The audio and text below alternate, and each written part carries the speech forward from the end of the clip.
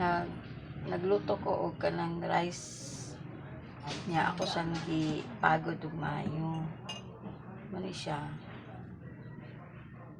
kay magkuan na lang ta rice coffee na lang ta akong sang gipagod ug maayo unya akong gipatunaw pa na ko ni guys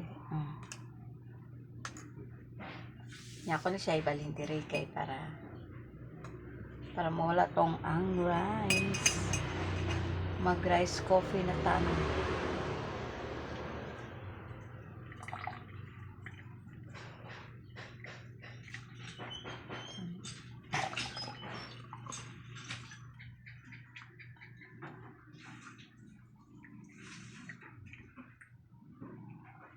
Tara, rice coffee.